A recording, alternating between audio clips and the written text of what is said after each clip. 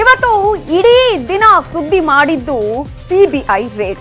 ರಾಜ್ಯದಲ್ಲಿ by election ಇರುವಾಗಲೇ KPCC ಅಧ್ಯಕ್ಷ ಡಿಕೆ ಶಿವಕುಮಾರ್ ಅವರ ಮನೆ ಮೇಲೆ ಸಿಬಿಐ ದಾಳಿಯಾಗಿದೆ.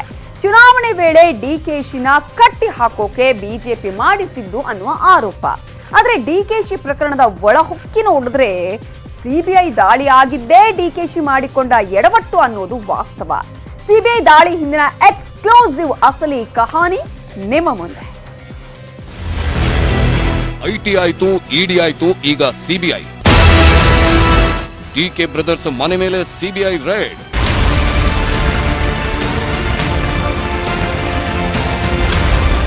ಡಿಕೆ ಶಿವಕುಮಾರ್ ಯಾವ ಕಾರಣಕ್ಕೂ ಮಣಿಯುವುದಿಲ್ಲ. ಸೂರ್ಯ ಇನ್ನೂ ನೆತ್ತಿ ಮೇಲೆ ಬಂದಿರಲಿಲ್ಲ. ಡಿಕೆ ಶಿವಕುಮಾರ್ ನಿದ್ರೆಯಿಂದ ಎದ್ದಿದ್ರೋ ಇಲ್ವೋ ಗೊತ್ತಿಲ್ಲ. ಆದ್ರೆ ಬೆಳಿಗ್ಗೆ 6 ಗಂಟೆಗೆ ಸದಾಶಿವನಗರ ನಿವಾಸದ ಕಾಲಿಂಗ್ ಬೆಲ್ ರಿಂಗ್ ಆಯ್ತು. ಬಾಗಿಲು ತೆಗೆದು ನೋಡಿದ್ರೆ ಸಿಬಿಐ ಅಧಿಕಾರಿಗಳು ಪ್ರತ್ಯಕ್ಷವಾಗಿದ್ರು. ನಾವು ಸಿಬಿಐನವರು ಮನೆ ಸರ್ಚ್ ಮಾಡಬೇಕು ಅಂತ ಒಳ ಹೊಕ್ಕಿದ್ರು. ಬೈ ಎಲೆಕ್ಷನ್ ಬ್ಯುಸಿಯಲ್ಲಿದ್ದ ಡಿಕೆಶಿ ಕ್ಷಣಕಾಲ ದಂಗಾದ್ರು. 60 ಅಧಿಕಾರಿಗಳು 14 ಕಡೆ ರೇಡ್.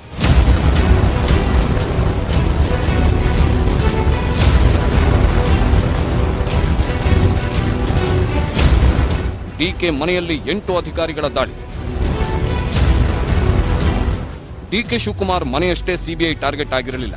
ಡಿಕೆಶಿ ಆಪ್ತರು, ಸಂಬಂಧಿಕರು ಮನೆ, ಕಚೇರಿಗಳ ಮೇಲೂ ಸಿಬಿಐ ದಾಳಿಯಾಗಿತ್ತು. ಎಲ್ಲೆಲ್ಲಿ ಸಿಬಿಐ ದಾಳಿ ನಡೆದಿದೆ ಅಂತ ನೋಡೋದಾದ್ರೆ, ಸದಾಶಿವನಗರದ ಡಿಕೆ ಶಿವಕುಮಾರ್ ನಿವಾಸ, ತಮ್ಮ ಡಿಕೆ ಸುರೇಶ್ ಅವರ ಸದಾಶಿವನಗರದ ನಿವಾಸ, ಡಿಕೆ ಬ್ರದರ್ಸ್ ಅವರ ಹುಟ್ಟೂರಾದ ದೊಡ್ಡ ಆಲಹಳ್ಳಿ, ಕನಕಪುರದಲ್ಲಿದ್ದ ಸಂಸದ ಡಿಕೆ ಸುರೇಶ್ ಅವರ ಮನೆ, ಕೋಡಿಹಳ್ಳಿಯಲ್ಲಿದ್ದ ಡಿಕೆ ಬ್ರದರ್ಸ್ ನಿವಾಸ, ಹಾಸನದಲ್ಲಿ ಡಿಕೆ ಆಪ್ತ ಸಚಿನ್ ನಾರಾಯಣ್ ಅವರ ನಿವಾಸ, ಡಿಕೆಶಿ ಒಡೆತನದಲ್ಲಿರುವ ಮುಂಬೈ ಕಚೇರಿ, ಡಿಕೆಶಿ ಒಡೆತನದ ದೆಹಲಿ ಅಪಾರ್ಟ್ಮೆಂಟ್ ಮೇಲೂ ದಾಳಿ ನಡೆದಿದೆ.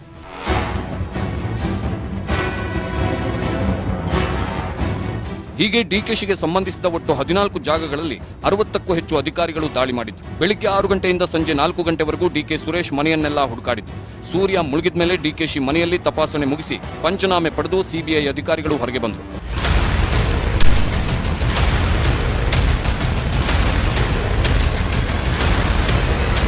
ಡಿಕೆ ಬ್ರದರ್ಸ್ ಮನೆಯಲ್ಲಿ ಸಿಕ್ಕಿದ್ದೇನು? ಸೀರೆ, ಬಟ್ಟೆ, ಕುರ್ಚಿಗಳನ್ನು ಲೆಕ್ಕ ಹಾಕಿದ್ರಂತೆ. ಬಟ್ಟೆ, ಸೀರೆ, ಕುರ್ಚಿ, ಮಂಚ ಎಲ್ಲ ಲೆಕ್ಕ ಆಗ್ತಾ ಇದೆ. 12 ಗಂಟೆಗೂ ಹೆಚ್ಚು ಕಾಲ ಡಿಕೆ ಬ್ರದರ್ಸ್ ಮನೆಯನ್ನೆಲ್ಲ ಹುಡುಕಾಡಿದ ಸಿಬಿಐ ಅಧಿಕಾರಿಗಳು ಕೆಲವು ಮಹತ್ವದ ದಾಖಲೆಗಳನ್ನು ವಶಕ್ಕೆ ಪಡೆದರು. ಅಷ್ಟೇ ಅಲ್ಲ, ಡಿಕೆಶಿ ಮನೆಯಲ್ಲಿ 57 ಲಕ್ಷ ರೂಪಾಯಿ ನಗದು ಹಣ ಸಿಕ್ಕಿದೆ. ಡಿಕೆಶಿ ವ್ಯವಹಾರಕ್ಕೆ ಸಂಬಂಧಿಸಿದ ದಾಖಲೆ ಪತ್ರ ಸಿಕ್ಕಿದೆ. ಮಗಳು ಐಶ್ವರ್ಯ ಮದುವೆಗೆ ತಂದಿದ್ದ ಚಿನ್ನಾಭರಣದ ಲೆಕ್ಕಪತ್ರಗಳನ್ನು ಸಿಬಿಐ ವಶಕ್ಕೆ ಪಡೆದಿದೆ ಅನ್ನೋದು ಮೂಲಗಳ ಮಾಹಿತಿ. ಸಿಬಿಐ ದಾಳಿ ಪೂರ್ವನಿಯೋಜಿತನ? ಸಿಬಿಐ ದಾಳಿ ರಾಜಕೀಯ ಪ್ರೇರಿತನ? ಡಿಕೆ ಶಿವಕುಮಾರ್ ಮನೆ ಮೇಲೆ ತನಿಖಾ ಸಂಸ್ಥೆಗಳು ದಾಳಿ ಮಾಡಿದ್ದೇ ಚುನಾವಣೆ ಸಂದರ್ಭಗಳಲ್ಲಿ ಅನ್ನೋದು ಗೊತ್ತಿರೋ ವಿಷಯ. 2017 ಗುಜರಾತ್ ರಾಜ್ಯಸಭಾ ಚುನಾವಣೆ ವೇಳೆ ಐಟಿ ಅಧಿಕಾರಿಗಳು ದಾಳಿ ಮಾಡಿದ್ರು. ಕಳೆದ ವರ್ಷ ಲೋಕಸಭಾ ಚುನಾವಣೆ ವೇಳೆ ಇಡಿಯಿಂದ ಡಿಕೆ ಶಿವಕುಮಾರ್ ಬಂಧನ ಆಯಿತು. ಈಗ ಶಿರಾ ಮತ್ತು ಆರ್ಆರ್ ನಗರ ಉಪಚುನಾವಣೆ ವೇಳೆಯಲ್ಲೇ ಡಿಕೆಶಿ ಮೇಲೆ ಸಿಬಿಐ ದಾಳಿಯಾಗಿದೆ. ಕಾಂಗ್ರೆಸ್ನವರ ಪ್ರಕಾರ ಇದು ರಾಜಕೀಯ ದಾಳಿ. ಯಡಿಯೂರಪ್ಪ ಸರ್ಕಾರದ ಪ್ರಕಾರ ಇದು ತನಿಖಾ ಸಂಸ್ಥೆಗಳ ಕೆಲಸ. ಆದರೆ ಎಲ್ಲದಕ್ಕೂ ಕಾರಣ ಡಿಕೆ ಶಿವಕುಮಾರ್ ಅಕ್ರಮ ಆಸ್ತಿ. 2017 ನಾವೆಲ್ಲ ಗುಜರಾತ್ ಎಲೆಕ್ಷನ್ ಮಾಡಿದ ಸಂದರ್ಭದಲ್ಲಿ 87 ಕಡೆ ಇನ್ಕಮ್ ಟ್ಯಾಕ್ಸ್ ರೇಡ್ ಆಯಿತು. 2018 ಎಕನಾಮಿಕ್ ಅಫೆನ್ಸ್ ಕೋರ್ಟ್ ಅವರು ಕೇಸ್ ಹಾಕಿ ಬಂದ ಮಾಡಬೇಕು ಪ್ರಯತ್ನ ಮಾಡಿದ್ರು. ಸಿಬಿಐ ಪರ್ಮಿಷನ್ ಕೊಡಲಾಗಿ ಅವರು ನಮ್ಮ ಮನೆಗೆ 2020 ಬಂದಿದ್ದಾರೆ. ಇದು ಇನ್ನ ಎಲೆಕ್ಷನ್ ಆಗೋವರೆಗೂ ನಡೀತಾ ಇರ್ತದೆ. ಅವ್ರಿಗೇನಾದ್ರೂ ನಾಚಿಕೆ ಮಾನ ಮರ್ಯಾದೆ ಇದ್ರೆ ಸಿಬಿಐಗೆ, ಇಡಿ ಅವರಿಗೆ, ಇನ್ಕಮ್ ಟ್ಯಾಕ್ಸ್ ಅವರಿಗೆ ಕರ್ನಾಟಕದಲ್ಲಿ ನಡೀತಾ ಇರ್ತಕ್ಕಂಥ ಭ್ರಷ್ಟಾಚಾರದ ಬಗ್ಗೆ ಅವರು ಬಂದು ಇವತ್ತು ಪ್ರಕರಣಗಳೇನು ದಾಖಲಾಗ್ತಾ ಇದೆ, ಕೂಗಿದೆ ಸಾರ್ವಜನಿಕವಾಗಿ, ಅದ್ರ ಬಗ್ಗೆ ತನಿಖೆ ಮಾಡಬೇಕು. ಅದನ್ನ ಬಿಟ್ಬಿಟ್ಟು ರಾಜಕೀಯವಾಗಿ ಹತ್ತಿರ್ತಕ್ಕಂಥ ಕೆಲಸ. ಐಟಿ ದಾಳಿ, ಇಡಿ ದಾಳಿ ಆದ್ಮೇಲೆ ಇವತ್ತು ಸಿಬಿಐ ದಾಳಿಯಾಗಿದೆ. ಇದಕ್ಕೆ ಕಾರಣ ಹೈಕೋರ್ಟ್ ಕೊಟ್ಟಿದ್ದ ಇತ್ತೀಚೆಗಿನ ಆದೇಶ. 2017 ದಾಳಿ ಬಳಿಕ ಇಡಿ, ಐಟಿಯಿಂದ ಸಿಬಿಐಗೆ ಕೆಲವು ಕೇಸ್ ವರ್ಗ ಆಗಿತ್ತು. ಇದೇ ವೇಳೆ ರಾಜ್ಯ ಸರ್ಕಾರ ಸಿಬಿಐ ತನಿಖೆಗೂ ಆದೇಶಿಸಿತ್ತು. 25/9/2019 ಡಿಕೆಶಿ ಅಕ್ರಮ ಆಸ್ತಿ ಬಗ್ಗೆ ಸಿಬಿಐ ತನಿಖೆಗೆ ಸೂಚಿಸಿತ್ತು. ಸರ್ಕಾರದ ಆದೇಶ ಪ್ರಶ್ನಿಸಿ ಡಿಕೆಶಿ ಆಪ್ತ ಶಿವಣ್ಣ ಹೈಕೋರ್ಟ್ಗೆ ಹೋದರು. ಶಿವಣ್ಣ ಅರ್ಜಿ ವಜಾ ಆದ್ಮೇಲೆ ಡಿಕೆಶಿ ಮತ್ತೆ ಹೈಕೋರ್ಟ್ಗೆ ಅರ್ಜಿ ಹಾಕಿದ್ರು. ಕೊನೆಗೆ 22/7/2020 ಹೈಕೋರ್ಟ್ ಅರ್ಜಿಯನ್ನ ವಜಾ ಮಾಡಿತ್ತು. ಸಿಬಿಐ ತನಿಖೆಗೆ ಅಭ್ಯಂತರವಿಲ್ಲ. ಆದರೆ ರಾಜ್ಯ ಸರ್ಕಾರ ಆದೇಶಿಸಿದ್ಯಾಕೆ? ಸಿಬಿಐ ತನಿಖೆಗೆ ಪೂರ್ವಾನುಮತಿ ನೀಡಲು ಕಾರಣ ಏನು ಅಂತ ಕೇಳಿತ್ತು. ಇದಕ್ಕೆ ಸರ್ಕಾರ ಉತ್ತರ ಕೊಡುವ ಮೊದಲೇ ಇವತ್ತು ಸಿಬಿಐ ದಾಳಿಯಾಗಿದೆ. ಡಿಕೆಶಿ ಮನೆ ಮೇಲೆ ಸಿಬಿಐ ದಾಳಿ ನಡೆಸಿದ ಮೇಲೆ ಡಿಕೆಶಿಯನ್ನ ವಶಕ್ಕೆ ಪಡಿತಾರೆ, ಅರೆಸ್ಟ್ ಮಾಡ್ತಾರೆ ಎಂಬ ಪ್ರಶ್ನೆ ಸಾಕಷ್ಟು ಜನರನ್ನ ಕಾಡ್ತಾ ಇದೆ. ಹಾಗೆ ನೋಡಿದ್ರೆ ಡಿಕೆಶಿ ಬಂಧನವನ್ನ ತಳ್ಳಿ ಹಾಕುವ ಹಾಗಿಲ್ಲ. ಯಾಕಂದ್ರೆ ಸಿಬಿಐ ದಾಳಿ ಮಾಡಿರೋದು ಒಂದೇ ಒಂದು ಕೇಸ್ನಲ್ಲಿ. 74.93 ಕೋಟಿ ಅಕ್ರಮ ಹಣ ಆಸ್ತಿ ಬಗ್ಗೆ ಸಿಬಿಐ ಎಫ್ಐಆರ್ ಹಾಕಿದೆ. ಈ ಹಣ ಡಿಕೆಶಿ ಇಂಧನ ಸಚಿವರಾಗಿದ್ದಾಗ ನಡೆದ ಹಗರಣ ಎಂಬ ಆರೋಪವಿದೆ. ಸೋಲಾರ್ ಟೆಂಡರ್, ಎನರ್ಜಿ ಕಾಂಟ್ರಾಕ್ಟ್ನಿಂದ ಕಿಕ್ ಬ್ಯಾಕ್ ಪಡೆದಿದ್ದಾರೆ. ಇದಕ್ಕೆ ಅಧಿಕಾರ ಬಳಸಿ ಸಾರ್ವಜನಿಕರ ಹಣ ದುರುಪಯೋಗ ಮಾಡಿದ್ದಾರೆ ಎಂಬ ಆರೋಪವಿದೆ. ಒಟ್ಟಾರೆ ಬಹುಕೋಟಿ ಆದಾಯ ಅಧಿಕಾರ ದುರ್ಬಳಕೆಯಿಂದ ಆಗಿದೆ ಅನ್ನೋದು ತನಿಖಾ ಸಂಸ್ಥೆಗಳ ಆರೋಪ ಆಗಿದ್ದು, ಭ್ರಷ್ಟಾಚಾರ ನಿಯಂತ್ರಣ ಕಾಯ್ದೆಯಡಿ ಪ್ರಕರಣ ದಾಖಲಿಸಿ ಸಿಬಿಐ ದಾಳಿ ನಡೆದಿದೆ. ವಿಚಾರಣೆಗೆ ಕರೀಬಹುದು, ಅಗತ್ಯ ಬಿದ್ದರೆ ಬಂಧಿಸಲೂಬಹುದು. ಒಟ್ನಲ್ಲಿ ಡಿಕೆ ಶಿವಕುಮಾರ್ ಕುಟುಂಬಕ್ಕೆ ಐಟಿ ದಾಳಿ, ಇಡಿ ದಾಳಿಗೆ ಕೊನೆಯಾಗುತ್ತೆ ಅಂತ ಅಂದುಕೊಂಡಿದ್ರು. ಆದ್ರೆ ಇದೇ ಫಸ್ಟ್ ಟೈಮ್ ಸಿಬಿಐ ದಾಳಿ ಮಾಡಿದೆ. ಮುಂದೇನಾಗುತ್ತೋ ಏನೋ ಕಾದು ನೋಡಬೇಕು. Bureau report, news 18 Kannada. ಇನ್ನು ಡಿಕೆ ಶಿವಕುಮಾರ್ ಮೇಲೆ ಸಿಬಿಐ ದಾಳಿ ಬಗ್ಗೆ ಕಾಂಗ್ರೆಸ್ ಅಂತೂ ಕೆಂಡಾಮಂಡಲ ಆಗಿದ್ರೆ, ಬಿಜೆಪಿ ನಾಯಕರು ಮಾತ್ರ ಇದಕ್ಕೂ ನಮಗೂ ಸಂಬಂಧವೇ ಇಲ್ಲ ಅಂತಿದ್ದಾರೆ. ಆದ್ರೆ ನಾವು ಯಾವುದಕ್ಕೂ ಬಗ್ಗಲ್ಲ ಜಗ್ಗಲ್ಲ ಅನ್ನೋದು ಡಿಕೆ ಬ್ರದರ್ಸ್ ಹೇಳಿಕೆ. ಹಾಗಾದ್ರೆ ಯಾರ್ಯಾರು ಇವತ್ತು ಏನೇನು ಹೇಳಿದ್ರು ಬನ್ನಿ ನೋಡೋಣ. ಮುಖ್ಯಮಂತ್ರಿಗಳೇ ಹೇಳಿ, ನೀವು ಪರ್ಮಿಷನ್ ಕೊಟ್ಟಿದ್ದೀರಿ. ಬಿಜೆಪಿಯ ಸರ್ಕಾರ ಕಾಂಗ್ರೆಸ್ ಅವರನ್ನ ಹತ್ತಿಕ್ಕುವಂತ ಕೆಲಸ ಮಾಡ್ತಾ ಇದೆ. ಎಲ್ಲ ಹರೀಶ್ಚಂದ್ರ ಮೊಮ್ಮಕ್ಕಳು ಚೆನ್ನಾಗಿರ್ಲಿ. ಬೆದರಿಕೆಯನ್ನ ಒಡ್ತಕ್ಕಂತ ಒಂದು ಕೆಲಸವನ್ನ ಭಾರತೀಯ ಜನತಾ ಪಕ್ಷ ಮಾಡ್ತಾ ಇದೆ. ಈ ಒತ್ತಡಕ್ಕೆ ಈ ಡಿಕೆ ಶಿವಕುಮಾರ್ ಏನೋ ಮಗ ಅಲ್ಲ. ಅವ್ರಿಗೇನಾದ್ರೂ ನಾಚಿಕೆ ಮಾನ ಮರ್ಯಾದೆ ಇದ್ರೆ ಕರ್ನಾಟಕದಲ್ಲಿ ನಡೀತಾ ಇರ್ತಕ್ಕಂತ ಭ್ರಷ್ಟಾಚಾರದ ಬಗ್ಗೆ ತನಿಖೆ ಮಾಡಬೇಕು. ಪಾಪ ಶಿವಕುಮಾರ್ಗೆ ಎಂತಹ ಸಂದರ್ಭದಲ್ಲಿ ಅವ್ರ ಮನೆ ರೈಡ್ ಮಾಡಿದ್ದಾರೆ, ಚುನಾವಣೆ ಬಂದಿದೆ. ಅದರ ರಾಜಕೀಯ ದುರುದ್ದೇಶದಿಂದ, ಪ್ರತಿಕಾರದಿಂದ ಇದನ್ನ ಇಟ್ಕೊಂಡು ಮಾಡಕ್ ಹೋಗ್ಬೇಡಿ. ಎಷ್ಟು ಜನಕ್ಕೆ ಎದುರಿಸಿದ್ದಾರೆ ಇವರು. ಬಹಳ ಜನ ಮುಖಂಡಗಳಿದಾರಲ್ಲ, ಎದುರಿಸ್ಬಿಟ್ಟು ಸುಮ್ಮನೆ ಆಗ್ಬಿಟ್ಟಿದ್ದಾರೆ. ಈಗ ಸಿಬಿಐ, ಇಡಿ ಈ ತರ ಎಲ್ಲಾ ಇಲಾಖೆಯಲ್ಲೂ ಇನ್ವೆಸ್ಟಿಗೇಷನ್ ನ ಎದುರಿಸ್ತಿರುವಂತದ್ದಿದೆ. ಆನ್ಗೋಯಿಂಗ್ ಇನ್ವೆಸ್ಟಿಗೇಷನ್ ಯಾವುದೇ ಒಂದು ಹೊಸದಲ್ಲ. ಅದರ ಮುಂದುವರೆದ ಭಾಗವಾಗಿ ಇವತ್ತು ರೈಡ್ ಆಗಿರುವಂತದ್ದಿದೆ. ರಾಜಕೀಯ ಪ್ರೇರಿತ ಅಲ್ಲ. ಪುನಃ ಚುನಾವಣೆ ಬಂದಿದೆ, ಉಪಚುನಾವಣೆ ಬಂದಿದೆ. ಅಲ್ಲಿ ಹಿಂಬಾಗಿಲಿನಿಂದ ಗೆಲ್ಲಬೇಕು, ಎಲ್ಲಾ ಸ್ವಾಯತ್ತ ಸಂಸ್ಥೆಗಳನ್ನು ದುರುಪಯೋಗ ಮಾಡಿಕೊಳ್ಳಬೇಕು ಅಂತ ಹೇಳಿ ಬೆಳ್ಳಂಬೆಳಗ್ಗೆ ಡಿಕೆ ಶಿವಕುಮಾರ್ ಮತ್ತು ಡಿಕೆ ಸುರೇಶ್ ಅವರ ನಿವಾಸದ ಮೇಲೆ ಏನು ದಾಳಿ ಮಾಡಿದ್ದಾರೆ, ಇದನ್ನು ನಾನು ತೀವ್ರವಾಗಿ ಖಂಡಿಸ್ತೇನೆ. ಡಿಕೆ ಶಿವಕುಮಾರ್ ಮನೆ ಮೇಲೆ ರೈಡ್ ಆದಂತ ಸಂದರ್ಭಕ್ಕೆ ಕಾಂಗ್ರೆಸ್ಸಿನ ನಾಯಕರುಗಳು ರಾಜಕೀಯ ಪ್ರೇರಿತ ರಾಜಕಾರಣ ಮಾಡದಿರೋರು ಹವಾಲ ಬೇಕಾದ್ರೆ ಅರೆಸ್ಟ್ ಮಾಡಬಹುದು, ಬ್ಲಾಕ್ ಮನಿ ಎಷ್ಟು ಬೇಕಾದ್ರೆ ಇಟ್ಕೋಬಹುದು ಅನ್ನೋದನ್ನ ಅಧಿಕೃತ ಘೋಷಣೆ ಮಾಡ್ಬಿಡ್ಲಿ. ಈ ತನಿಖೆಗಳು ಆಗ್ತಾ ಇದೆ. ತನಿಖೆಯಿಂದ ಡಿಕೆ ಶಿವಕುಮಾರ್ ಸೀತೆ ರೂಪದಲ್ಲಿ ಪವಿತ್ರವಾಗಿ ಹೊರಗೆ ಬರ್ತಾರೆ ಅನ್ನೋಂಥ ಮಾತನ್ನು ಹೇಳಿದ್ರೆ ನಾನು ಸಂತೋಷ ಪಡ್ತೀನಿ. ಬಿಟ್ಟು ರೈಡೇ ಮಾಡಬಾರ್ದು, ತನಿಖೆನೇ ಮಾಡಬಾರ್ದು ಅನ್ನೋಂಥ ಕಾಂಗ್ರೆಸ್ಸಿನ ಧೋರಣೆ, ಇದನ್ನು ಅತಿ ಉಗ್ರವಾಗಿ ನಾನು ಖಂಡಿಸ್ತೇನೆ. ಇದೊಂದು ರಾಜಕೀಯ ಪ್ರೇರಿತ, ಇದೊಂದು ಷಡ್ಯಂತ್ರ. ಈ ಸರ್ಕಾರದ ವಿರುದ್ಧ, ಈ ಭ್ರಷ್ಟಾಚಾರ ವಿರುದ್ಧ ಏನ್ ನಾವು ಹೋರಾಟ ಮಾಡ್ಕೊಂಡು ಬಂದ್ವಿ, ಇದು ಅದರ ಪ್ರತಿಫಲ. ಚುನಾವಣೆಯಲ್ಲಿ ಸೋಲ್ತೀವಂತ ಏನ್ ಅವ್ರಿಗೆ ಖಾತ್ರಿ ಆಯ್ತು ಸಿರಾ ಮತ್ತು RR ನಗರಲ್ಲಿ, ಆ ಹಿನ್ನೆಲೆಯಲ್ಲಿ ಇವತ್ತು ಸಿಬಿಐ ರೈಡ್ ಮಾಡಿದ್ದಾರೆ. ಏನ್ರಿ ಎಲೆಕ್ಷನ್ 117 ಸ್ಥಾನ ಬಿಜೆಪಿ ಸರ್ಕಾರ ಸ್ವಂತ ಬಲದಿಂದ ಇದೆ. ಲೆಟರ್ಸ್ ಅಗ್ರಿ, ನಿಮ್ ಪ್ರಕಾರ ಹೈಪೋಥೆಟಿಕಲ್ ಆಗಿ ತಗೊಳ್ಳೋಣ. 2 ಕ್ಷೇತ್ರದಲ್ಲಿ ನಾವು ಸೋಲ್ತೀವಿ. ಸೋತ್ರೆ ಏನಾಗುತ್ತೆ ಸರ್ಕಾರಕ್ಕೆ? ಈ 2 ಸ್ಥಾನಗಳಿಂದ ನಮ್ ಸರ್ಕಾರದ ಅಳಿವು ಉಳಿಯುವ ಪ್ರಶ್ನೆ ಇದೆಯಾ? ಏನಾದ್ರು ಏನಿಲ್ವಲ್ಲ. ಕಾಂಗ್ರೆಸ್ನವರು ಸುಮ್ನೆ ನೆಪ ಮಾತ್ರಕ್ಕಿಂತ ಮಾತುಗಳನ್ನು ಹೇಳ್ಬೋದು, ಸತ್ಯ ಇಲ್ಲ ಅದರಲ್ಲಿ. ಇದು ರಾಜಕೀಯ ಪ್ರೇರಿತವೋ ಇಲ್ಲ ಮತ್ತಿನ್ಯಾವ ಕಾರಣದಿಂದ ಈ ರೀತಿಯ ಘಟನೆಗಳು ನಡೀತಾ ಇದೆ. ಇವತ್ತು ಅದಕ್ಕೆ ಹಲವಾರು ರೀತಿಯ ಬಣ್ಣಗಳನ್ನು ಕಟ್ತಕ್ಕಂಥದ್ದೇನಿದೆ. ನಾವ್ಯಾರು ಹೆದರ್ಬೇಕಾಗಿಲ್ಲ. ನಮ್ಮ ಕೆಲಸವನ್ನು ನಿರ್ವಹಣೆ ಮಾಡಬೇಕಾದ್ರೆ ಜನಪ್ರತಿನಿಧಿಗಳು ನಾವು ಪ್ರಾಮಾಣಿಕವಾಗಿದ್ರೆ ಯಾವುದೇ ರೀತಿಯ ತನಿಖೆ ನಡೆದ್ರೂ ಸಿದ್ಧ ಇರಬೇಕು. ವೈಯಕ್ತಿಕವಾಗಿ ಡಿಕೆ ಅವರು ಹಳೆ ಮಿತ್ರ, ಕಾನೂನು ಹೋರಾಟದಲ್ಲಿ JSL ಆಗಿ ಬರಲು ಹಾರೈಸ್ತೇನೆ. ನಾವು ಒಳ್ಳೇದಾಗ್ಲಿ. ಅವನು ಉದ್ಯೋಗದಲ್ಲಿ ಕರೆಕ್ಟ್ ಇದ್ರೆ ಯಾಕೆ ಹೆದರು ಕಾರಣ ಕರೆಕ್ಟ್ ಆಗಿ ಅದು ಉತ್ತರ ಏನಾಗಲ್ಲ. ಅದು ಒಳ್ಳೇದಾಗಲಿ ಬಯಸ್ತೀನಿ. 3 ಪಕ್ಷಗಳ ನಾಯಕರು ಒಂದೊಂದು ಹೇಳಿಕೆ ಕೊಡ್ತಿದ್ರೆ, ಸಂಸದ ಡಿಕೆ ಸುರೇಶ್ ಯಾವುದಕ್ಕೂ ಬಗ್ಗಲ್ಲ ಜಗ್ಗಲ್ಲ ಅಂತ ಬಹಿರಂಗವಾಗಿ ಟ್ವಿಟರ್ ಅಲ್ಲಿ ಸವಾಲು ಹಾಕಿದ್ದಾರೆ. ಇನ್ನೊಂದ್ ಕಡೆ ಡಿಕೆಶಿ ತಾಯಿ ಗೌರಮ್ಮ, ಸಿಬಿಐನವರಿಗೆ ನನ್ನ ಮಗನ ಮೇಲೆ ಪ್ರೀತಿ, ಅದಕ್ಕೆ ಬರ್ತಾರೆ, ಅವರಿಗೂ ಮಾಡೋಕೆ ಕೆಲಸ ಇಲ್ಲ ಅಂದ್ರು. ಇನ್ನೇನ್ ಕೆಲ್ಸವೂ ಇಲ್ಲ, ಅವ್ರಿಗೂ ತಿರುಗ್ತಾರೆ. ನೋಡಪ್ಪ ಅಲ್ಲಿ ಏನಾದ್ರು ಸಿಕ್ಕಿದ್ರೆ ಇಟ್ಕೊಂಡು, ಅಯ್ಯೋ ನನ್ ಮಗನ ಮೇಲೆ ಅಷ್ಟು ಖುಷಿ, ಅವ್ರಿಗೆ ಸಂತೋಷ. ನನ್ ಮಗನ್ನ ಬಿಡಲ್ರು, ಅಷ್ಟು ಇಷ್ಟಪಡ್ತಾರೆ, ಪ್ರೀತಿ ಜಾಸ್ತಿ. ಇಡಿಯಾರೋ ಸಿಟಿಯಾರೋ ಎಂತೆಂತವ್ರು ಅವ್ರಿಗೆ ಪ್ರೀತಿ ಜಾಸ್ತಿ. ನನ್ ಮಗನ್ ಕರ್ಕೊಂಡೋಗಿ ಅವ್ರ ಮನೇಲೆ ಕುಂಡ್ರಿಸ್ಕೊಳ್ಳಿ ಹೋಗಿ. ಬೈ ಎಲೆಕ್ಷನ್ ಸಮಯದಲ್ಲೇ ಈ ದಾಳಿ ಆಗಿರೋದು ಬಿಜೆಪಿ ಕುಮ್ಮಕ್ಕು ಅನ್ನೋದು ಡಿಕೆ ಬ್ರದರ್ಸ್ ನೇರ ಆರೋಪ. ಇದು ಇಷ್ಟಕ್ಕೆ ಮುಗಿಯುತ್ತೋ ಇನ್ನೂ ಮುಂದುವರಿಯುತ್ತೋ ಅನ್ನೋದಕ್ಕೆ ಕಾಲವೇ ಉತ್ತರಿಸಬೇಕು.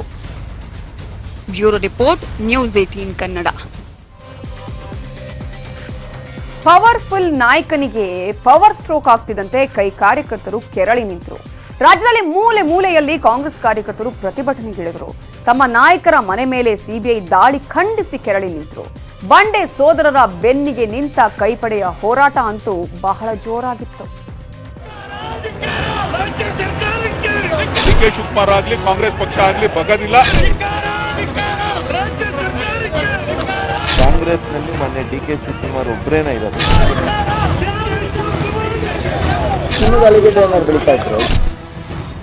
ಪವರ್ಫುಲ್ ನಾಯಕನಿಗೆ ಸಿಬಿಐ ಪವರ್ಫುಲ್ ಸ್ಟ್ರೋಕ್ ಕೊಡ್ತಿದ್ದಂತೆ ಇಡೀ ಕರ್ನಾಟಕದಲ್ಲಿ ಕೈಪಡೆ ಕೆರಳಿ ನಿಲ್ತು. ಬಂಡೆ ಬ್ರದರ್ಸ್ ಬೆನ್ನಿಗೆ ನಿಂತ ಕಾರ್ಯಕರ್ತರು ರೊಚ್ಚಿಗೆದ್ರು.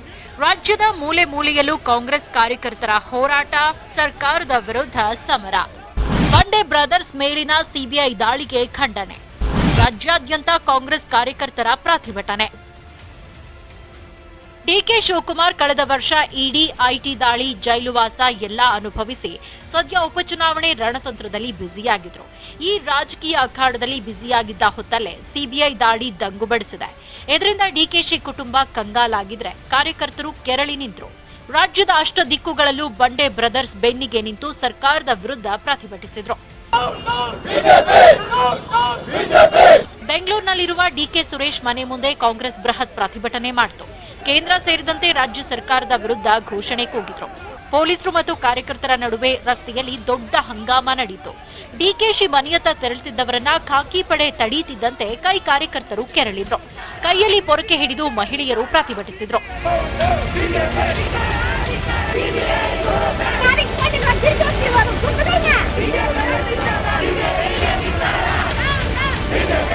ಡಿಕೆಶಿ ಮನೆ ಮುಂದೆ ನಲ್ಪಾಟ್ ಪ್ರತಿಭಟನೆ. ಸಿಬಿಐ ದಾಳಿ ಮುಂದುವರಿತಿದ್ದಂತೆ ಡಿಕೆಶಿ ಮನೆ ಮುಂದೆ ಕೈ ಕಾರ್ಯಕರ್ತರು ಜಮಾಯಿಸಿದ್ರು. ನಾಯಕರು ಡಿಕೆಶಿ ನಿವಾಸದತ್ತ ದೌಡಾಯಿಸಿದ್ರು. ಈ ವೇಳೆ ಪ್ರತಿಭಟನೆ ಹೆಚ್ಚಾಗ್ತಿದ್ದಂತೆ ಹೆಚ್ಚಿನ ಪೊಲೀಸ್ ನಿಯೋಜನೆ ಮಾಡಲಾಯಿತು. ಶಾಸಕ ಹ್ಯಾರಿಸ್ ಮಗ ನಲ್ಪಾಟ್ ಪ್ರತಿಭಟನೆಗಿಳಿದು ಬ್ಯಾರಿಕೇಡ್ ಹತ್ತಿ ಘೋಷಣೆ ಕೂಗಿದ್ರು. ಸರ್ಕಾರ ದುರುದ್ದೇಶದಿಂದ ಸಿಬಿಐ ದಾಳಿ ಮಾಡಿಸಿದೆ ಅಂತ ಆರೋಪ ಕೇಳಿದ್ರು. ಜನ ಮೂರ್ಖರಲ್ಲ, ಜನರಿಗೆ ಐಡಿಯಾ ಇದೆ, ಜನರಿಗೆ ಗೊತ್ತು. 2018 ಏನ್ ಮಾಡಿದ್ರು, 2017 ಏನ್ ಮಾಡಿದ್ರು, ಇವತ್ತು ಏನ್ ಮಾಡ್ತಾ ಇದ್ದಾರೆ, ಎಲ್ಲ ಪ್ರೀ ಪ್ಲಾನ್ಡ್. ಇದೆಲ್ಲ ಪ್ರೀ ಪ್ಲಾನ್ ನಮ್ಮ ಲೀಡರ್ನ ಟಾರ್ಗೆಟ್ ಮಾಡಕ್ಕೆ ರಾಜರಾಜೇಶ್ವರಿ ನಗರ ಹಾಗೂ ಸಿರ್ಸಾ ಅಲ್ಲಿ ಸೋಲ್ತಾರೆ ಅನ್ನೋ ಭಯದಲ್ಲಿ ಇವತ್ತು ಇದನ್ನ ಮಾಡಿದ್ದಾರೆ. ಡಿಕೆಶಿ ಸ್ವಗ್ರಾಮದಲ್ಲೂ ಪ್ರತಿಭಟನೆ, ಆಕ್ರೋಶ. ಡಿಕೆಶಿ ಸ್ವಗ್ರಾಮ ದೊಡ್ಡ ಆಲಹಳ್ಳಿಯಲ್ಲೂ ಕಾಂಗ್ರೆಸ್ ನಾಯಕರು ಪ್ರತಿಭಟಿಸಿದ್ರು. ಸಿಬಿಐ ದಾಳಿ ಮಾಡಿದ ಕೋಡಿಹಳ್ಳಿಯಲ್ಲೂ ಪ್ರತಿಭಟನೆ ಕಾವು. ಡಿಕೆ ಬ್ರದರ್ಸ್ ಕೆಂಪೇಗೌಡನ ಮಕ್ಕಳು, ಯಾವುದಕ್ಕೂ ಜಗ್ಗಲ್ಲ ಅಂತ ಬಂಡೆ ಬ್ರದರ್ಸ್ ಬೆನ್ನಿಗೆ ನಿಂತರು. ಕನಕಪುರದಲ್ಲೂ ಪ್ರತಿಭಟನೆ ಜೋರಾಗಿತ್ತು.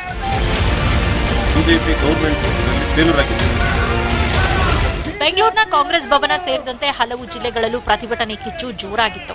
ಹಾಸನ, ಬಳ್ಳಾರಿ, ದಾವಣಗೆರೆ, ಧಾರವಾಡ, ಗದಗ, ಚಾಮರಾಜನಗರ ಸೇರಿದಂತೆ ಬಹುತೇಕ ಜಿಲ್ಲೆಗಳಲ್ಲಿ ಕೈಪಡೆಯ ಕಿಚ್ಚು ಜೋರಾಗಿತ್ತು.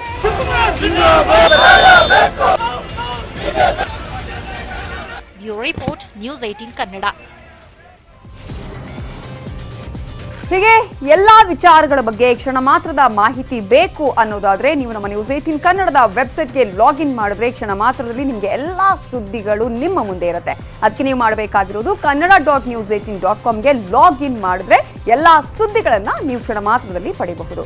ಇನ್ನು ಅಕ್ಟೋಬರ್ 15ರಿಂದ ಶಾಲಾ ಕಾಲೇಜುಗಳು ತೆರೆಯುತ್ತೆ ಅನ್ನೋದಾದ್ರೆ ಯಾವೆಲ್ಲ ಮಾರ್ಗಸೂಚಿಗಳು ಇದೆ, ಪಾಲಕರು ಏನ್ ಮಾಡಬೇಕು, ಮಕ್ಕಳು ಏನ್ ಮಾಡಬೇಕು, ಶಾಲೆಯವರು ಏನ್ ಮಾಡಬೇಕಾಗುತ್ತೆ ನೋಡೋಣ after a short break. Welcome back. October 15ರ ಬಳಿಕ ಶಾಲಾ ಕಾಲೇಜುಗಳು ಶುರು ಆಗುತ್ತೆ. ಶಾಲಾ ಕಾಲೇಜು ತೆರೆಯೋದಕ್ಕೆ ಕೇಂದ್ರ ಸರ್ಕಾರ ಅನುಮತಿಯನ್ನ ಕೊಟ್ಟಿದ್ದು ಎಲ್ಲಾ ರಾಜ್ಯ ಸರ್ಕಾರಗಳಿಗೂ ಷರತ್ತುಬದ್ಧ ಅನುಮತಿಯನ್ನ ನೀಡಿದೆ. ಈ ಹಿನ್ನೆಲೆಯಲ್ಲಿ ಅಕ್ಟೋಬರ್ 15ರ ಬಳಿಕ ಶಾಲಾ ಕಾಲೇಜುಗಳು ಶುರುವಾಗುತ್ತಾ ಅನ್ನುವಂತಹ ಪ್ರಶ್ನೆ ಕೂಡ ಇದೆ. ಆಲ್ರೆಡಿ ಕೇಂದ್ರ ಸರ್ಕಾರ ಶಾಲಾ ಕಾಲೇಜುಗಳನ್ನು ತೆರೆಯೋದಕ್ಕೆ ಅನುಮತಿಯನ್ನ ನೀಡಿದ್ದು ಷರತ್ತುಬದ್ಧ ಅನುಮತಿಯನ್ನ ಕೊಟ್ಟಿದೆ. ಹಾಗಾದ್ರೆ ಏನೇನು ಷರತ್ತುಬದ್ಧ ಅನುಮತಿಗಳು ಅನ್ನೋದನ್ನ ಕೂಡ ನಾವು ನೋಡಬೇಕಾಗತ್ತೆ. 15/10/20 ಬಳಿಕ ಶಾಲಾ ಕಾಲೇಜು ತೆರೆಯಬಹುದು. ಶಾಲಾ ಕಾಲೇಜುಗಳ ಶುರು ಆಯಾ ರಾಜ್ಯಗಳಿಗೆ ಬಿಟ್ಟಿದ್ದು ಅನ್ನೋದನ್ನ ಕೂಡ ಹೇಳಿದೆ. ಇನ್ನು ಕೊರೋನಾ ನಿಯಮ ಪಾಲನೆ, ಷರತ್ತು ಪಾಲಿಸಲು ಸೂಚನೆಯನ್ನ ಕೂಡ ನೀಡಲಾಗಿದೆ. ಇನ್ನು ಶಾಲಾ ಕಾಲೇಜುಗಳು ಶುರುವಾದ ಬಳಿಕ ಏನ್ ಮಾಡಬೇಕು, ಸಂಪೂರ್ಣವಾಗಿ ಶಾಲಾ ಕಾಲೇಜುಗಳು ಆರಂಭ ಆಗೋದಕ್ಕಿಂತ ಮುಂಚೆನೆ ಕ್ಲೀನ್ ಆಗಬೇಕು. ಕೊಠಡಿಗಳು, ಶಾಲೆ, ಅಂಗಳ, ಮೈದಾನ, ಕುರ್ಚಿ, bench, toilet, lab, library, kitchen, ನೀರಿನ ಟ್ಯಾಂಕ್ ಕೂಡ ಕ್ಲೀನ್ ಅನ್ನ ಮಾಡಿಸಬೇಕು. ಇನ್ನು ತುರ್ತು ಮೆಡಿಕಲ್ ಕಿಟ್ ಆಗಿರಬೇಕು. ಹಾಗೆಯೇ ಮೆಡಿಕಲ್ ಟೀಮ್ ಕೂಡ ಅಲ್ಲಿ ಇರಬೇಕಾಗತ್ತೆ. ತುರ್ತು ವೈದ್ಯಕೀಯ ವ್ಯವಸ್ಥೆಗಳು ಇರಬೇಕಾಗತ್ತೆ. ಮಾಸ್ಕ್ ಆಗಿರ್ಬೋದು, ಸೋಷಿಯಲ್ ಡಿಸ್ಟೆನ್ಸ್ ಆಗಿರ್ಬೋದು, ಫೇಸ್ ಮಾಸ್ಕ್ ಇವೆಲ್ಲದರ ಬಳಕೆ ಕಡ್ಡಾಯ. ಹಾಗೆಯೇ ಮೆಸೇಜ್, ಬ್ಯಾನರ್, ನೋಟಿಸ್ಗಳನ್ನ ಹಾಕಲೇಬೇಕಾಗತ್ತೆ. ಮಾಹಿತಿಯನ್ನ ಪೋಷಕರ ಜೊತೆ ಹಂಚಿಕೊಳ್ಳಬೇಕು. ಮಕ್ಕಳ ಆಗಮನ ಆಗಿರ್ಬೋದು, ನಿರ್ಗಮನ ಆಗಿರ್ಬೋದು, ಇದರ ಬಗ್ಗೆ ಮಾಹಿತಿ ಕೂಡ ಇರಬೇಕಾಗತ್ತೆ. ಇನ್ನು ಮಕ್ಕಳನ್ನ ಕರೆತರುವ ಪೋಷಕರು ನಿಯಮವನ್ನ ಪಾಲಿಸಲೇಬೇಕು. ಶಾಲೆ ಶುರು ಮೊದಲು ಪರೀಕ್ಷೆ, ಟೈಮ್ ಟೇಬಲ್ ಅನ್ನ ಕೊಡಬೇಕಾಗತ್ತೆ. ಹಾಗೆಯೇ ವೈದ್ಯರು, ನರ್ಸ್ಗಳಿಂದ ಕೊರೋನಾ ಮುಂಜಾಗ್ರತೆಗಳ ಬಗ್ಗೆ ತಿಳಿಸಬೇಕಾಗತ್ತೆ. ಶಿಕ್ಷಕರು, ಸಿಬ್ಬಂದಿಯು ಮಾಸ್ಕ್ ಬಳಕೆ ಮಾಡಬೇಕು. ಅಂತರ ಅಂತೂ ಕಡ್ಡಾಯ ಆಗಿದೆ. ಪೋಷಕರು ಮಕ್ಕಳ ಆರೋಗ್ಯದ ಬಗ್ಗೆ ಶಾಲೆಗೆ ತಿಳಿಸಬೇಕು. ಅಗತ್ಯ ಇದ್ದಾಗ ಸಿಬ್ಬಂದಿಯ ಜೊತೆ ವಿದ್ಯಾರ್ಥಿಗಳಿಗೆ ರಜೆ ಕೊಡಬೇಕು. ಮಕ್ಕಳು ಊಟ ತಿಂಡಿ ತಿನ್ನುವಾಗಲೂ ಕೂಡ ಅಂತರ ಪಾಲನೆ ಕಡ್ಡಾಯ. ಆಯಾ ಭಾಗದ ಶಿಕ್ಷಣಾಧಿಕಾರಿಗಳ ಅನುಮತಿ ಕೂಡ ಕಡ್ಡಾಯ ಆಗಿರುತ್ತೆ. ಹಾಗಾಗಿ ಪೋಷಕರು ಕೂಡ ಈಗ ಇದರಲ್ಲಿ ಪಾತ್ರವನ್ನ ವಹಿಸಬೇಕಾಗತ್ತೆ. ಸಾಕಷ್ಟು ಬೇಕಾ ಬೇಡವಾ ಅನ್ನೋದನ್ನು ಕೂಡ ಹೇಳಬೇಕಾಗತ್ತೆ.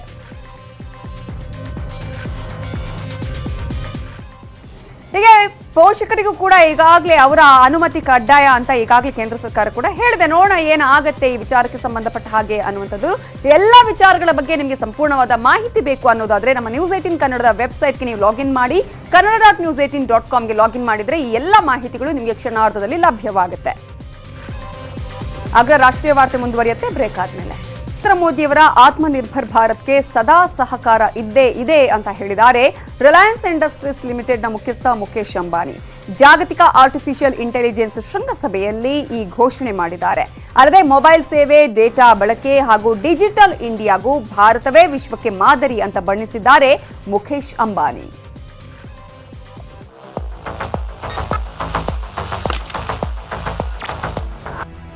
ಜಾಗತಿಕ ಆರ್ಟಿಫಿಷಿಯಲ್ ಇಂಟೆಲಿಜೆನ್ಸ್ ಶೃಂಗಸಭೆಗೆ ಪ್ರಧಾನಿ ನರೇಂದ್ರ ಮೋದಿ ಚಾಲನೆ ನೀಡಿದರು.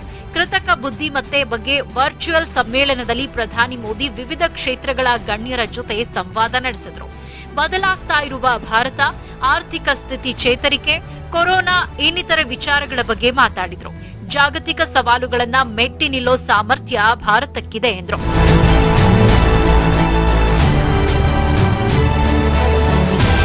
This will be dedicated towards rightful use of AI for solving problems of society. It will be implemented with the support of all stakeholders. RAID can be a platform to brainstorm in this regard. I invite all of you to actively participate in these efforts. ಜಾಗತಿಕ artificial intelligence ಶೃಂಗಸಭೆಯ ಸಂವಾದದಲ್ಲಿ RIL ಮುಖ್ಯಸ್ಥ ಮುಖೇಶ್ ಅಂಬಾನಿ ಭಾಗಿಯಾಗಿದ್ರು. ಇಲ್ಲಿ ಮಾತನಾಡಿದ Mukesh Ambani, digital India mission ನಿಂದ ಬದಲಾವಣೆಯಾಗ್ತಾ ಇದೆ. ಭಾರತವು ಇಡೀ ವಿಶ್ವದ ಕೃತಕ ಬುದ್ಧಿಮತ್ತೆ ಪ್ರಯೋಗಶಾಲೆ ಆಗಬಲ್ಲದು.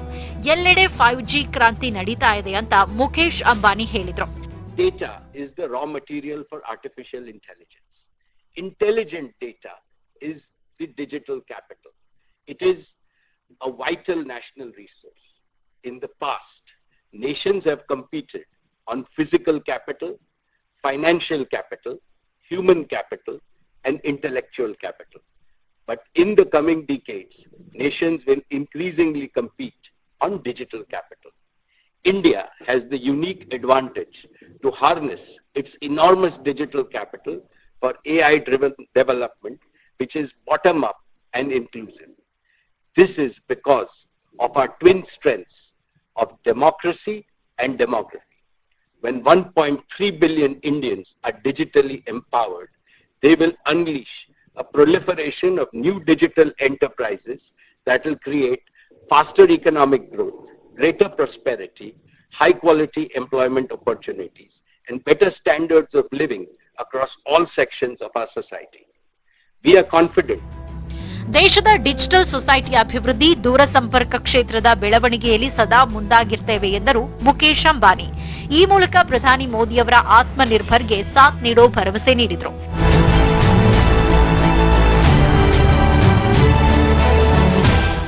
Bureau report, news 18 Kannada. ಇನ್ನುಳಿದ ಪ್ರಮುಖ ಸುದ್ದಿಗಳನ್ನು ಕ್ವಿಕ್ ಆಗಿ ನೋಡ್ಕೊಂಡ್ ಬರೋಣ ನ್ಯೂಸ್ 18 ಎಕ್ಸ್‌ಪ್ರೆಸ್ ಅಲ್ಲಿ. ಚಿತ್ರ ಸಾಹಿತಿ ಕೆ ಕಲ್ಯಾಣ್ ದಾಂಪತ್ಯದಲ್ಲಿ ಬಿರುಕು ವಿಚಾರಕ್ಕೆ ಸಂಬಂಧಪಟ್ಟ ಹಾಗೆ ಮಂತ್ರವಾದಿ ಶಿವಾನಂದ ವಾಲಿಯದ್ದು ಏನೂ ತಪ್ಪಿಲ್ಲ, ಎಲ್ಲ ಸುಳ್ಳು ಅಂತ ಶಿವಾನಂದ ಪತ್ನಿ ಭಾರತಿ ವಾಲಿ ಹೇಳಿದ್ದಾರೆ. ಬೂದಿಹಾಳ ಎಸ್ಜಿ ಗ್ರಾಮದಲ್ಲಿ ಕಿರಾಣಿ ಅಂಗಡಿ, ಗಾಡಿ ಉದ್ಯೋಗ ಮಾಡಿಕೊಂಡು ಜೀವನ ನಡೆಸ್ತಾ ಇದ್ದೇವೆ. ನನ್ನ ಪತಿ ವಿರುದ್ಧ ಸುಳ್ಳು ಆರೋಪ ಮಾಡಿದ್ದಾರೆ. ನನ್ನ ಪತಿಯನ್ನ ಬಂಧಿಸಿದ್ದಾರೆ. ನಾವು ಬೇಲಿಗೆ ಅರ್ಜಿ ಸಲ್ಲಿಸುತ್ತೇವೆ ಅಂತ ಹೇಳಿದರು. ಕೇಂದ್ರ ಸರ್ಕಾರ ಜಾರಿಗೆ ತರುತ್ತಿರುವ ಕೃಷಿ ಮಸೂದೆಗಳನ್ನು ವಿರೋಧಿಸಿ ಪಂಜಾಬಲ್ಲಿ ರಾಹುಲ್ ಗಾಂಧಿ ನೇತೃತ್ವದಲ್ಲಿ ಕಾಂಗ್ರೆಸ್ ಬೃಹತ್ ಪ್ರತಿಭಟನೆ ನಡೆಸ್ತಾ ಇದೆ. 3 ದಿನಗಳ ಕಾಲ ರಾಹುಲ್ ಗಾಂಧಿ ನೇತೃತ್ವದಲ್ಲಿ ಖೇತಿ ಬಚಾವೋ ಯಾತ್ರಾ ನಡೆಸಲಾಗ್ತಾ ಇದೆ. ಜಮ್ಮು ಕಾಶ್ಮೀರದ ಪುಲ್ವಾಮಾದಲ್ಲಿ ಗಸ್ತು ತಿರುಗ್ತಾ ಇದ್ದ ವೇಳೆ ಭಯೋತ್ಪಾದಕರು ಹಾರಿಸಿದ ಗುಂಡಿಗೆ 2 ಸಿಆರ್ಪಿಎಫ್ ಯೋಧರು ಹುತಾತ್ಮರಾಗಿದ್ದು 3 ಯೋಧರು ಗಾಯಗೊಂಡಿದ್ದಾರೆ. ಅವರನ್ನ ಜಿಲ್ಲಾಸ್ಪತ್ರೆಗೆ ದಾಖಲಿಸಲಾಗಿದೆ. ಈ ಬಾರಿ ಮೈಸೂರು ದಸರಾದ ಚಿನ್ನದ ಅಂಬಾರಿಯನ್ನ ಅರ್ಜುನ ಹೊರತಾ ಇಲ್ಲ. ಆದರೆ ಕೊಡಗು ಭಾಗದಲ್ಲಿ ಪುಂಡಾನೆಯನ್ನ ಸೆರೆ ಹಿಡಿಯಲು ಅರ್ಜುನ ಸಾಥ್ ಕೊಟ್ಟಿದ್ದಾನೆ. ಅಷ್ಟೇ ಅಲ್ಲ, ಅರ್ಜುನ ಆನೆ ನೇತೃತ್ವದಲ್ಲಿ ಪುಂಡಾನೆಯನ್ನ ಹೆಡೆಮುರಿ ಕಟ್ಟಿದ್ದಾರೆ.